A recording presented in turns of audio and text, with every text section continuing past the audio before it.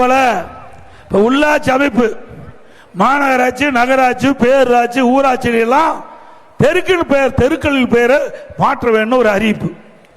இப்ப எல்லாமே ஒன்னா பேர் வைப்பாரு, இல்லைன்னா பேர் எடுப்பார். இதுதான் திமுக ஆட்சியுடைய சாதனை. வேற எந்த சாதனையும் செஞ்சிடல. ஏன்னா கோட் ஷூட் போடுவார், இதெல்லாம் பத்திரிகையில் ஊடகத்திலையும் பார்ப்பீங்க. ஒன்னா பேர் வைப்பாரு, இல்லைன்னா பேரை எடுப்பார். இதுதான் நம்ம தமிழ்நாட்டு முதலமைச்சருடைய நிலை.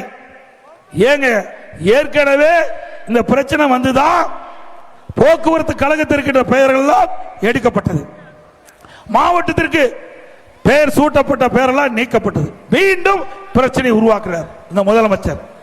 அவர் சொல்றார், ஜாதியின் பெயரிலோ மதத்தின் பெயரிலோ தெருக்கள் இருக்கக்கூடாது. வேண்டாம், இருக்க வேண்டாம், நல்லதுதான். ஆனா யாரு பேரை வைக்கிற, உங்க அப்பா பேரை கொண்டாந்து வைக்கலான்னு அறிக்கை விட்டு. இதுதான் தவறு. நீங்கள் யாருடைய பெயரை வைக்க வேண்டாம். எனக்கு எந்த தலைவருடைய பெயரையும் வச்சா ஒரு தலைவர் வைக்கல அப்படின்னு பிரச்சனை வந்துகிட்டு இருக்கோம். அதற்காகத்தான் ஏற்கனவே போக்குவரத்து துறையில் இருந்த பெயர்கள் நீக்கப்பட்டது. அந்தந்த மாவட்டத்தினுடைய தலைவர்கள் அந்த மாவட்டத்திற்கு பெயர் சூட்டப்பட்டதையும் நீக்கப்பட்டது. மீண்டும் வேண்டுமென்றே திட்டமிட்டு உங்களுடைய அப்பா பெயரை வைப்பதற்காக ஒரு அரசாணை வெளியிட்டீர்கள்.